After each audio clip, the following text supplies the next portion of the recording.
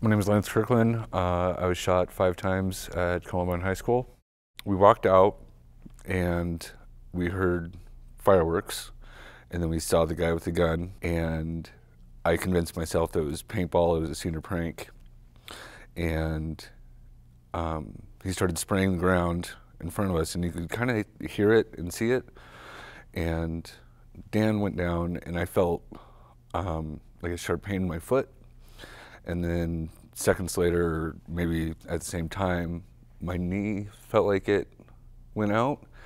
And then this knee got hurt, and then it felt like somebody punched me in the chest. So he shot me 4 times, and I blacked out, and then woke up sensing that somebody was behind me, and I could see their shadow. And I put my hand up to ask for help. Just figured it was paintball, it hit a nerve, whatever. And he said, "Sure, I'll help you." And I looked up a little bit, and he didn't grab my hand. And so I just laid back down, and he put the shotgun right behind my ear and pulled the trigger. So I'm clearly in shock. I mean, I've almost completely bled out. The shot in my leg severed my femoral artery. And so I kind of hear chaos, and I wake up again, and I see somebody run past me. And they go and check on Dan, and Dan had died at that time. And I'm thinking to myself, the last time I asked for help, nobody helped me. Well, screw it, I'll do it again.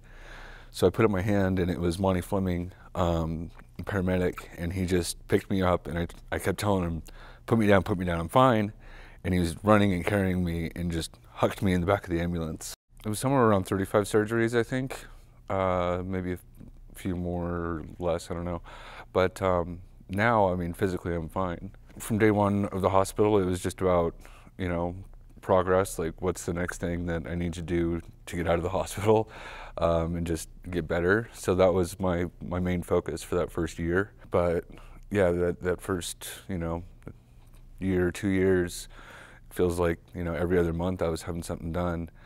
And it just got to the point in 2001 where, I found out that I was going to be a dad and was trying to, pay my own bills and live out of my own. And it was just too much at that time, mentally and physically, to just keep doing surgeries. So I stopped. Yeah. And I think the doctors could sense that it was coming to an end anyway. Since I got out, if I hear gunfire, far away, or something that sounds like it and it's out of place, I get nervous. I love to hunt. I love to be outdoors doing anything. And so it was important to me to not be afraid. So as soon as I could, I went and, shot my shotgun just to, I knew that I could do it, but I had to confirm it as fast as possible. I think they shot me in my right thigh. My friends and I were in the first group that got shot, so we didn't really know what was going on. I had no idea how big of a story it was, so that just kind of surprised me that so many people wanted my story or to ask me questions. And as far as, so I didn't really have a problem with it. I felt like I was helping. I've had good and bad experiences with the media, and the bad ones just seem to be more and more often, to where they would say it would be, a 30-minute interview, an hour interview, and it lasted for almost 3 hours. And then they would cut it all down to, 30 seconds of me talking and spin my words. And that really showed me as a kid what people are really like, that everybody's out for themselves, for their own gain. And that was kind of a hard lesson to learn at, 15, 16. But just seeing how adults could take advantage of you like that.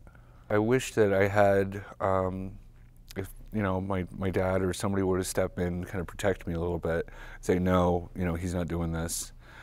Just feels like that never happened, and I always said yes. I didn't really have a problem with it. I felt like I was helping.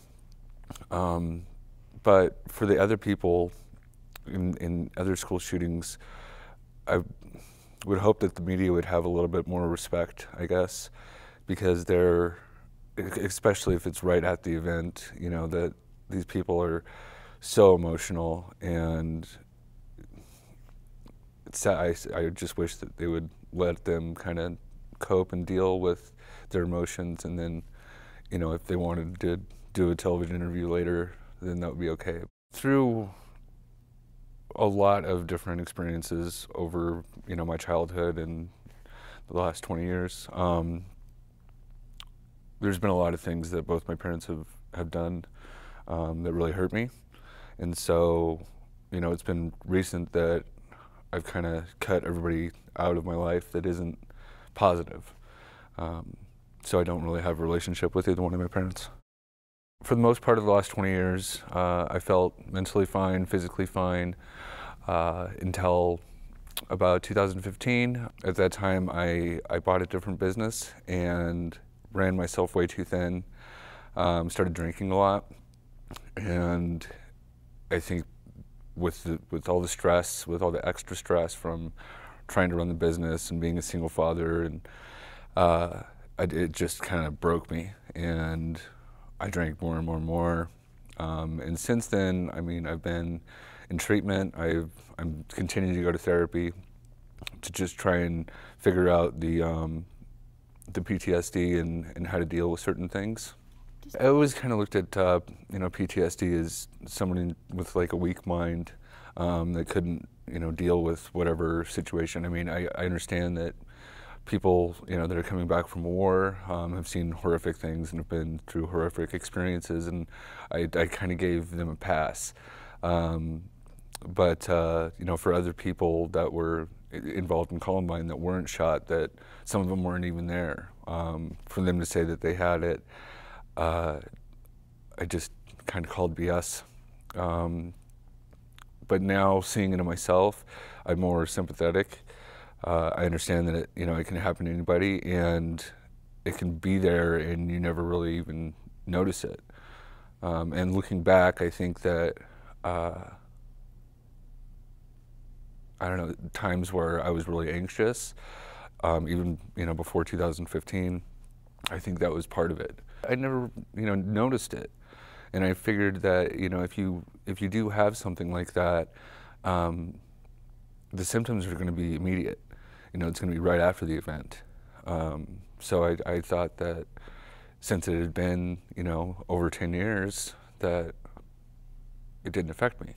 It's been in the last 2 years that I really dove into the therapy part of it and accepting that it's probably you know, post-traumatic stress disorder. Noticing my symptoms and being able to deal with them, that